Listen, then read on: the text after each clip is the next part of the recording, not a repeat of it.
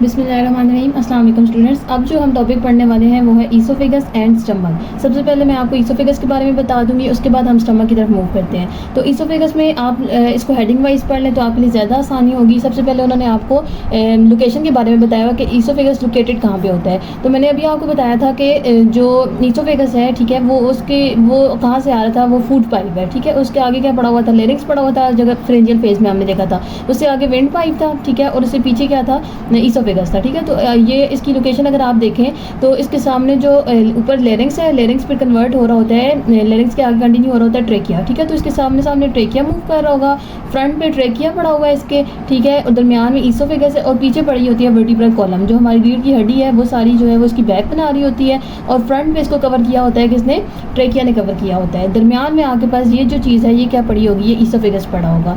और इसके अलावा उन्होंने बताया हुआ है कि ये कहाँ तक कंटिन्यू होता है, तो जो ये ऊपर से स्टार्ट हुआ है माउथ से, ठीक है, फेरिंग्स के बाद फ्रेंजियल फेज में ईसोफेगस स्टार्ट होता है फेरिंग से, और उसके बाद जो है ये कंटिन्यू होता है अप टू द स्टमक, ठीक है। यहाँ पे जहाँ पे ये ट्यूब है ना एक, तो जब तक स्टमक नहीं आता वहाँ तक जितनी भी ये ट्यूब होगी इस सारे पोर्शन को आप क्या कह देंगे, इस सारे पोर्शन को आप ईसोफेगस कह देंगे। और इसके अलावा उन्होंने बताया हुआ है कि ये लोकेटेड कहाँ पे होता है, कि मीडियास्टिनम में, जो चेस्ट है, जो बॉडी एक लेट्स सपोज ये हम लोग बना लें, तो ये जो दरमियान वाला पोर्शन होता है चेस्ट का, इसको आप कहते हैं मीडियास्टिनम। यहाँ पे हार्ट लाइक कर रहा होता है, ठीक है। और इसके अलावा जो दूसरी चीज़ और भी बहुत से इंपॉर्टेंट स्ट्रक्चर्स मीडियास्टिनम में प्रेजेंट होते हैं, सेंटर ऑफ चेस्ट को आप मीडियास्टिनम कहते हैं। तो वहाँ पे ये एक ट्यूब लाइक स्ट्रक्चर रन कर रहा होता है, जिसको आप क्या नाम दे देते हैं, ईसोफेगस का नाम दे देते हैं। So this is oesophagus. इसके सामने जो है वो क्या पड़ा होगा, लेरिंग्स ट्रेकिया पड़ा होगा, और इसके पीछे जो है वो पड़ा होगा जी वर्टिब्रल कॉलम, ठीक। और इसके अलावा उन्होंने बताया हुआ है कि जो एंड कहाँ पे हो रहा है, इसके अलावा उन्होंने बताया हुआ है कि दो तरह की इसकी लेंथ बताई हुई है। एक तो लोकेशन होगी, लोकेशन में आपने यही सारी चीज़ें बता देनी है। दूसरा उन्होंने इसकी लेंथ के बारे में बताया हुआ है कि जो लेंथ होती है इसकी वो कितनी होती है, 25 सेंटीमीटर। तो आपको लेंथ के बारे में पता होना चाहिए। उसके अलावा उन्होंने बताया हुआ है कि इसके ना दो डोर्स होते हैं, ठीक है। अब ये लेट्स सपोज ईसोफेगस है, तो इसके ऊपर भी एक दरवाज़ा लगा हुआ है, ठीक है, और इसके एंड कॉर्नर पर भी एक दरवाज़ा लगा हुआ है। जो ऊपर दरवाज़ा लगा हुआ है उसको आप क्या कह देंगे, अपर ईसोफेजियल स्फिंक्टर, और जो नीचे दरवाज़ा लगा हुआ है उसको आप कह देंगे लोअर ईसोफेजियल स्फिंक्टर। अब डोर का क्या काम होता है बच्चों, कि जब भी कोई गेस्ट वगैरह आते हैं, जब भी कोई बाहर का बंदा आता है, तब भी आप इस डोर को ओपन करते हैं अपने घरों के डोर को, ठीक है। तो यहाँ पे जो गेस्ट है या यहाँ पे जो बाहर का पार्टिकल है वो क्या है, फूड पार्टिकल। जैसे ही फूड पार्टिकल अपर ईसोफेजियल स्फिंक्टर पे आके आता है, तो ये अपर ईसोफेजियल स्फिंक्टर जो है ये एक डोर है, ठीक है। जैसे ही ये ऊपर आएगा तो ये खुल जाएगा और ये जो फूड है ये ईसोफेगस में आ जाएगा। इसी तरह ये वाला जो लोअर ईसोफेजियल स्फिंक्टर है जो कि स्टमक के ऊपर पड़ा होता है, स्टमक का बेसिकली ये दरवाज़ा है, ठीक है ना। ये तब तक जो है वो ओपन नहीं होगा जब तक यहाँ पे फूड पार्टिकल रीच नहीं कर जाएगा। तो फूड पार्टिकल यहाँ से आया, पेरिस्टाल्सिस होती है सारी की सारी, यहाँ पे कोई भी डाइजेशन नहीं हो रही होती। इस ट्यूब का सिर्फ काम ये है कि ये फेरिंग्स से जो ओरल कैविटी से जो फूड है उसको स्टमक तक इसने पहुँचाना है। और वो कैसे पहुँचाएगा, वो पेरिस्टाल्सिस होगी, रिदमिक कॉन्ट्रैक्शन, रिलैक्सेशन, ये सारे इस ईसोफेजियल पाइप में होता रहेगा। सर्कुलर एंड लॉन्गिट्यूडनल मसल्स जो हैं वो ईसोफेजियल वॉल के वो रिलैक्स और कॉन्ट्रैक्ट करेंगे और ये फूड आगे प्रोपेल करेगा। और यहाँ पे आके बस जैसे ये फूड यहाँ पे lower end of the oesophagus पे रीच करेगा, लोअर ईसोफेजियल स्फिंक्टर जो डोर है वो ओपन हो जाएगा और जो फूड है वो स्टमक में आ जाएगा। वैसे ये नॉर्मली ये डोर क्लोज रहता है, क्यों, क्योंकि स्टमक में क्या पड़ रहा होता है, हर वक्त एसिड प्रोड्यूस हो रहा होता है। तो एसिड अगर प्रोड्यूस हो रहा है और ये दरवाज़ा अगर खुला हुआ है तो हर वक्त एसिड ऊपर की तरफ मूव करेगा। तो जब ये ऊपर की तरफ मूव करेगा तो हार्ट बर्न और रीगर्जिटेशन वाले जो प्रोसेस होते हैं वो होने लग पड़ेंगे। तो उसको प्रिवेंट करने के लिए यहाँ पे ये जो लोअर ईसोफेजियल स्फिंक्टर होता है ये हर वक्त क्लोज रहता है। तो ये मेन बातें उन्होंने बताई हुई थी। बाकी उन्होंने ये बताया हुआ है कि जो ईसोफेजियल है वहाँ ईसोफेगस है वहाँ पे कोई भी डाइजेशन नहीं हो रही होती, यहाँ पे कोई भी सिक्रीशंस नहीं हो रही होती। सिर्फ इसका ये काम है फूड को आगे प्रोपेल करना by the help of peristalsis. Next जो टॉपिक है बच्चों वो है स्टमक का। स्टमक में सबसे पहले हम इसका स्ट्रक्चर देख लेंगे कि इसमें जो मेन इसकी बॉडी है वो किस तरह की होती है। और क्योंकि अब ये आप देखें तो ईसोफेगस बिल्कुल एक ट्यूब लाइक था, लेकिन अब यहाँ पे आके ये ट्यूब क्या हो गया, डायलेट हो गया, उसने अपना स्ट्रक्चर थोड़ा सा चेंज किया है। तो वो किस तरह से चेंज किया है और इसके क्या क्या पार्ट्स हैं वो हम लोग देख लेंगे। उसके बाद हम लोग स्टमक का फंक्शन देख लेंगे, सही है। तो सबसे पहले अगर हम स्ट्रक्चर की बात करें तो साथ साथ मैं आपको स्ट्रक्चर ड्रॉ करके बताती जाती हूँ और साथ साथ आप इसके जो है वो पार्ट्स याद करते जाएँ। सबसे पहले ऊपर से आ रहा था बच्चों ईसोफेगस।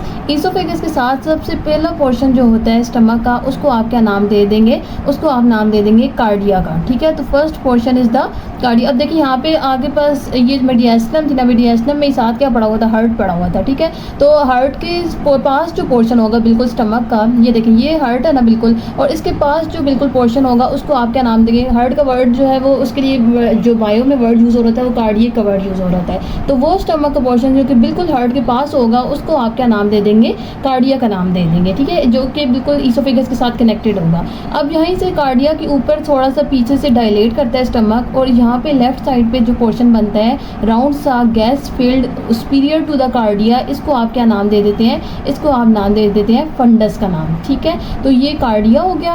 कार्डिया के ऊपर थोड़ी से यहाँ पे आके जो है ये ट्यूब डायलेट करती है, राउंड हो जाती है, इसको आप क्या नाम दे देंगे, फंडस का नाम दे देंगे। ठीक है, अब यहाँ पे ये वाली जो कार्डिया की ये जो बॉर्डर है, इस बॉर्डर के भी दो नाम है। ये जो बॉर्डर है इसको, ये छोटा बॉर्डर होता है, ठीक है, और ये कनकेव है। ठीक है ना, ये जैसे केव गार को कहते हैं ना, तो जो अंदर की तरफ है कनकेव शॉर्टर बॉर्डर है, इसको आप नाम दे देंगे लेसर कर्वेचर का। ठीक है, ये कर्व बना हुआ है और ये शॉर्ट है, कर्व है, इसलिए आपने इसको क्या नाम दे दिया बच्चों, इसको आपने नाम दे दिया लेसर कर्वेचर का नाम दे दिया।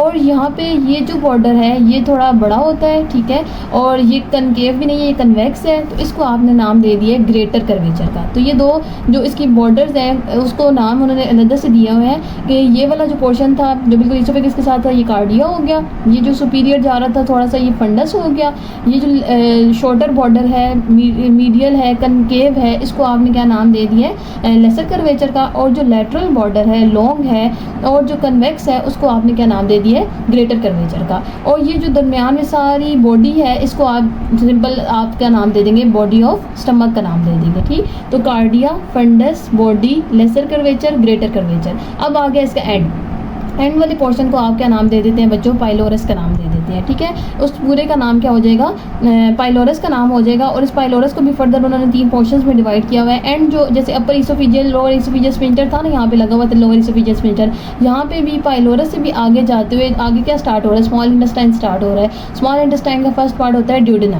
ठीक है, तो ड्यूडेनम और जो स्टमक को सेपरेट करने के लिए भी एक डोर पड़ा हुआ है जिसको आपने क्या नाम दे दिया है, पाइलोरिक स्फिंक्टर का नाम दे दिया है। ठीक, और ये पाइलोरिक स्फिंक्टर भी तब तक क्लोज रहेगा जब तक यहाँ पे फूड है, फूड नहीं है। जैसे ही फूड आएगा तो ये पाइलोरिक इधर पहुंचेगा, ये पाइलोरिक स्फिंक्टर जो है ये ओपन हो जाएगा और फूड किधर चला जाएगा, स्मॉल इंटेस्टाइन के फर्स्ट पार्ट ड्यूडेनम में चला जाएगा। So this is the pyloric sphincter.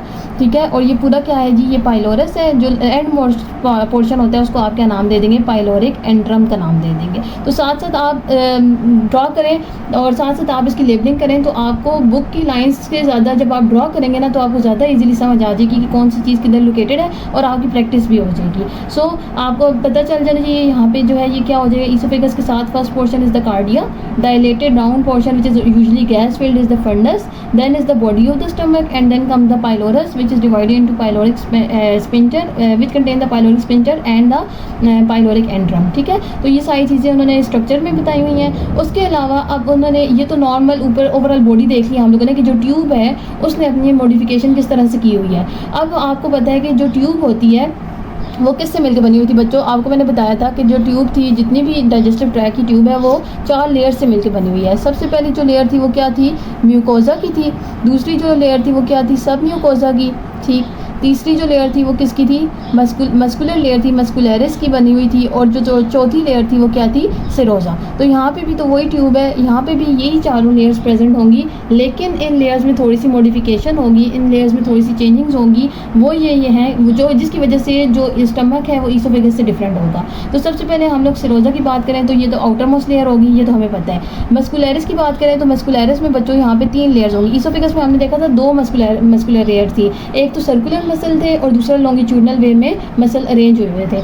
यहाँ पे भी सर्कुलर भी होंगे, ठीक है, दूसरा लॉन्गिट्यूडनल भी होंगे। जो थर्ड लेयर होगी वो क्या होगी, ओब्लीक पैटर्न में जो मसल्स हैं वो अरेंज हुए होंगे। तो इसका डिफरेंस ये हो गया कि जो ईसोफेगस था वहाँ पे 2 तरह से मसल्स अरेंज हुए थे, यहाँ पे आपके पास 3 डिफरेंट पैटर्न से जो मसल्स हैं वो अरेंज हुए होंगे।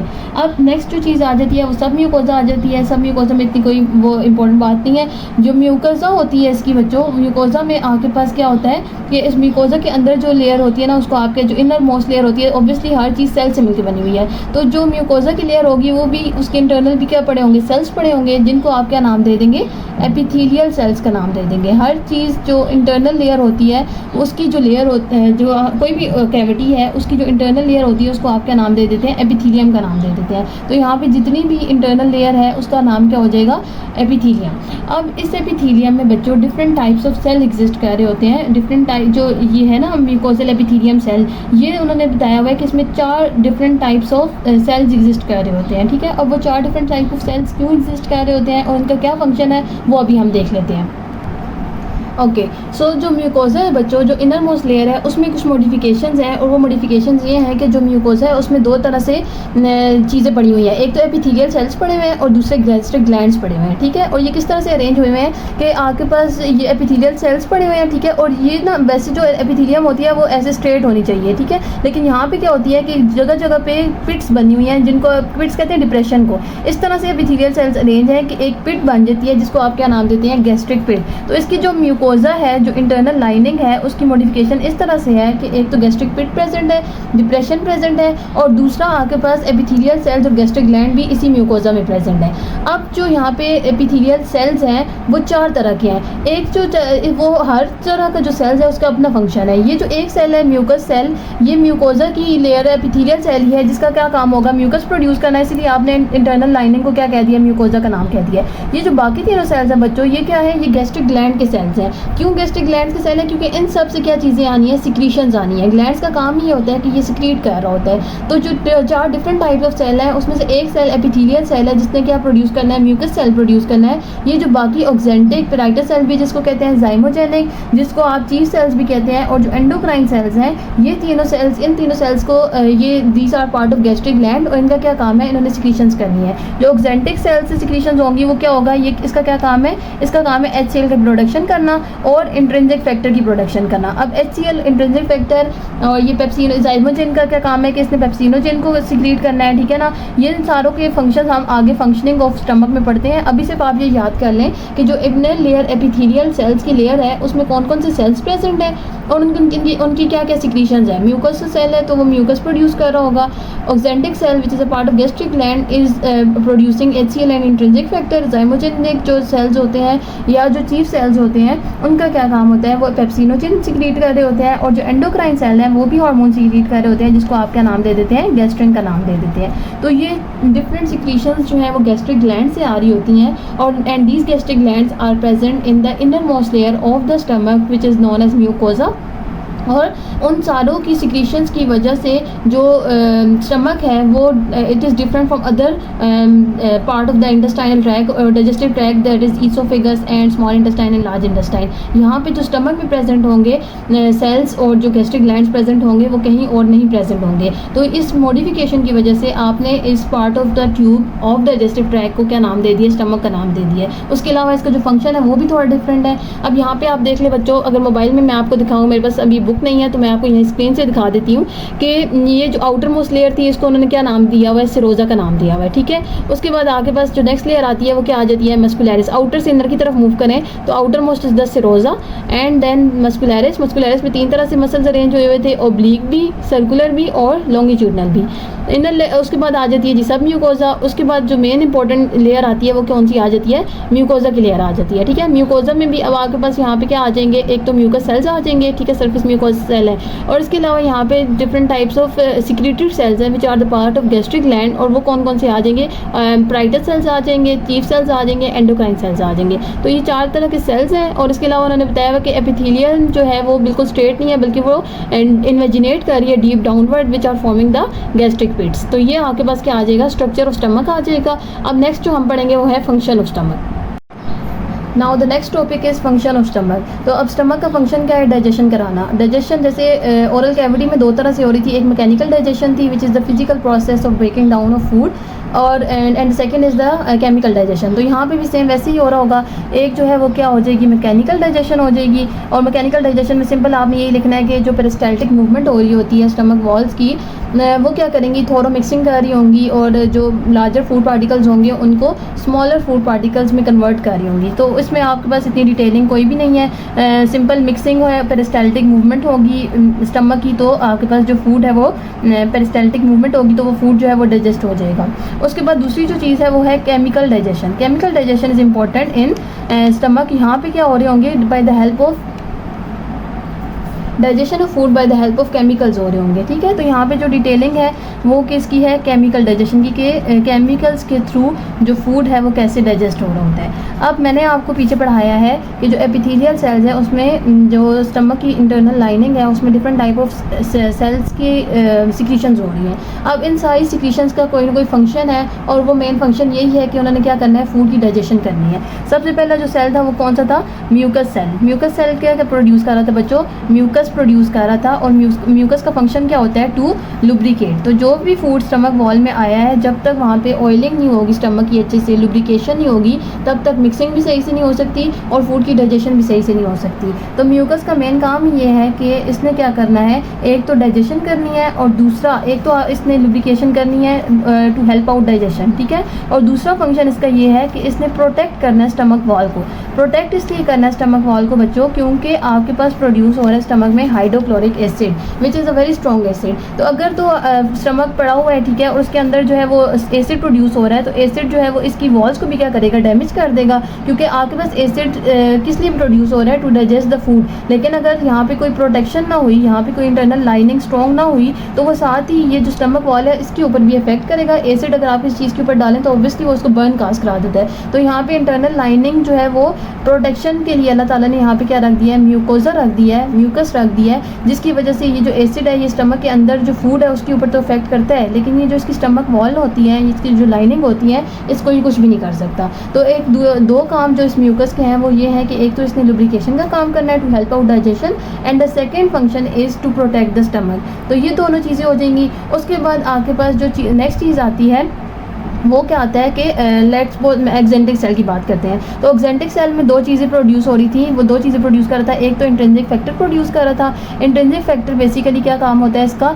कि ये हम जो फूड ले रहे होते हैं, जो खाना हम खा रहे होते हैं, उसमें प्रेजेंट होता है विटामिन B12। तो अगर खाने के अंदर विटामिन B12 प्रेजेंट है, इंट्रिंसिक फैक्टर प्रोड्यूस होगा, तो ये विटामिन B12 के साथ क्या करता है, कंबाइन होता है और इसकी क्या कर देता है, एब्जॉर्प्शन कर देता है from the tube, from the digestive tract. Obviously आपने ये जो खाना खाया हुआ है वो इधर ही तो नहीं रहेगा ना, बॉडी के अंदर ही तो, स्टमक के अंदर, डाइजेस्टिव ट्रैक्ट के अंदर ही तो नहीं रहेगा, इसने बॉडी के अंदर जाना है। तो बॉडी के अंदर एब्जॉर्प्शन कौन करा रहा होगा, इस विटामिन B12 की इंट्रिंसिक फैक्टर। अगर इंट्रिंसिक फैक्टर ऑक्जेंटिक सेल से प्रोड्यूस होगा तब ही विटामिन B12 एब्जॉर्ब हो सकता है। अगर ये इंट्रिंसिक फैक्टर प्रोड्यूस नहीं हो रहा तो ये विटामिन B12 एब्जॉर्ब नहीं होगा। And vitamin B12 is very essential for blood production, ठीक है। अगर किसी के अंदर विटामिन B12 की कमी हो जाएगी तो उसको एनीमिया हो सकता है। तो इसलिए इसका इंट्रिंसिक फैक्टर का ये काम है। और जो दूसरी चीज़ ऑक्जेंटिक सेल से प्रोड्यूस हो रही थी वो क्या थी, HCl, हाइड्रोक्लोरिक एसिड। अब हाइड्रोक्लोरिक एसिड का क्या फंक्शन है बच्चों, कि हाइड्रोक्लोरिक एसिड इतना डाइजेशन में हेल्पफुल नहीं होता, लेकिन इसका मेन काम ये है कि इसने मेंटेन करनी है स्टमक की pH, ठीक है। और वो एसिड है तो एसिड की एसिड हम उस सोल्यूशन को कहते हैं जिसकी pH किससे कम हो, 7 से कम हो। तो जब एसिड प्रोड्यूस होगा तो जो स्टमक की pH होगी वो कितनी हो जाएगी, 2 to 3 हो जाएगी, ठीक है ना। 1 to 3 और अप्रॉक्सीमेटली 2 हो जाती है। और ये कौन सी pH है, ये एसिडिक pH है। और एसिडिक pH हम लोगों ने क्यों की है, क्योंकि एसिडिक pH में जो फूड है उसकी डाइजेशन अच्छी होती है। तो यहाँ पे ये जो ऑक्जेंटिक सेल्स है उन्होंने एक तो इंट्रिंसिक फैक्टर प्रोड्यूस कर दिया है और दूसरा उन्होंने क्या प्रोड्यूस कर दिया है, हाइड्रोक्लोरिक एसिड। अब जैसे ही हाइड्रोक्लोरिक एसिड प्रोड्यूस होगा, एसिड की जो pH है वो क्या सॉरी जो स्टमक की pH है वो क्या हो जाएगी, एसिडिक हो जाएगी, कम हो जाएगी।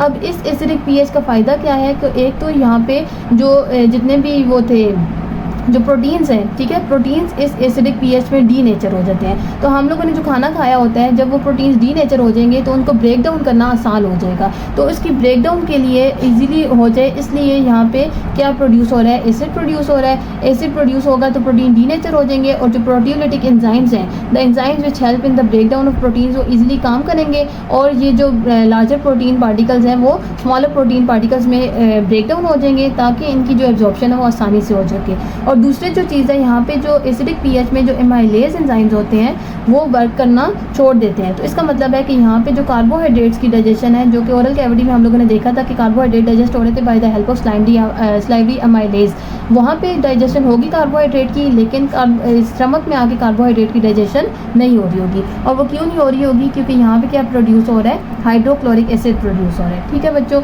उसके बाद अब म्यूकस सेल की भी हम लोगों ने पढ़ लिया है, ऑक्जेंटिक सेल का भी पढ़ लिया है। थर्ड जो चीज़ आ जाती है वो क्या आ जाती है? Chief cell. चीफ सेल्स का क्या काम था? ये जो जाइमोजिन सेल्स का क्या काम था? इनका काम था प्रोड्यूस करना पेप्सिनोजिन। अब पेप्सिनोजिन क्या चीज़ है? पेप्सिनोजिन बच्चों एक ऐसी सिक्रीशन है जो कि इनएक्टिव फॉर्म में प्रेजेंट होती है। ठीक है, ये पेप्सिनोजिन जो है वो एक जाइमोजिन ग्रेन्यूल होता है, इसको नाम दे देते हैं हम जाइमोजिन ग्रेन्यूल। इसके अंदर क्या प्रेजेंट है जी? पेप्सिनोजिन प्रेजेंट है। अब ये पेप्सिनोजिन किस फॉर्म में प्रेजेंट है? इनएक्टिव फॉर्म में प्रेजेंट है, यानी ये अभी कोई भी फंक्शन नहीं कर रहा होता। जैसे ही आपके पास स्टिमुलेशन आती है, जाइमोजिन ग्रेन्यूल्स ब्रेक डाउन करते हैं और ये पेप्सिनोजिन जो है वो स्टमक वॉल के अंदर रिलीज़ हो जाते हैं। अब जैसे ही ये पेप्सिनोजिन स्टमक वॉल के अंदर रिलीज़ होंगे, मैंने आपको बताया है कि ये किस फॉर्म में प्रेजेंट है? इनएक्टिव फॉर्म में प्रेजेंट है। अब इसको आपने कन्वर्ट करना है किस में? एक्टिव फॉर्म में कन्वर्ट करना है। एक्टिव फॉर्म पेप्सिनोजिन की होती है पेप्सिन। ठीक, अब ये पेप्सिनोजिन की इनएक्टिव फॉर्म एक्टिव फॉर्म में कैसे कन्वर्ट होगी? By the help of this hydrochloric acid. Hydrochloric acid इस पेप्सिनोजिन के ऊपर एक्ट करता है और वे उसके किसमें कन्वर्ट कर देता है? पेप्सिन में। अब जैसे ही ये पेप्सिन प्रोड्यूस होता है तो ये पेप्सिन भी कुछ पेप्सिनोजिन को कन्वर्ट कर रहा होता है पेप्सिन में। ठीक है ना, तो इसका मतलब ये है कि ये खुद भी अपने आप को एक्टिवेट कर रहा है और जो दूसरी चीज़ जो कि इसको एक्टिवेट करा रही है वो क्या है? Hydrochloric acid. अब हमने ये क्यों एक्टिवेट कराया है कि पेप्सिन का मेन फंक्शन क्या है? To digest protein, to break down protein. तो प्रोटीन की ब्रेक डाउन के लिए या प्रोटीन की डाइजेशन के लिए जो एंजाइम जो सिक्रीशन हो रही होती है वो कौन सी होती है? पेप्सिनोजिन। और ये जो पेप्सिन है ये भी आपके पास किस पीएच पे काम कर रहा होता है? जब पेप्सिन एक्टिवेट हो जाएगा ये प्रोटीन को ब्रेक डाउन करेगा, लेकिन ये किस इसकी जो एंजाइम की ऑप्टिमम पीएच है जिसके ऊपर ये काम कर रहा होता है वो क्या है? 3। तो 3 पीएच मेंटेन कौन कर रहा था? Hydrochloric acid. सो बेसिकली ये इन सब का क्या होता है? एडिटिव इफेक्ट होता है, समेटिव इफेक्ट होता है in the digestion of food in the stomach.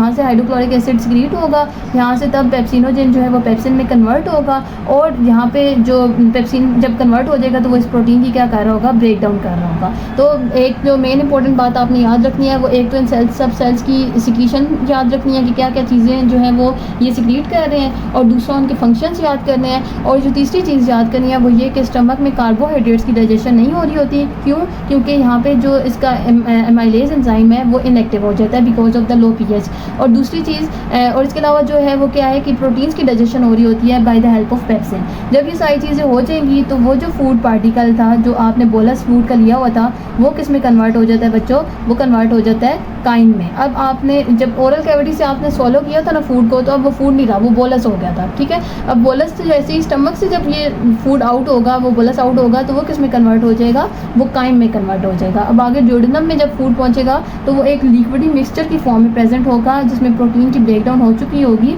उसको आप क्या नाम दे देंगे? काइन का नाम दे देंगे।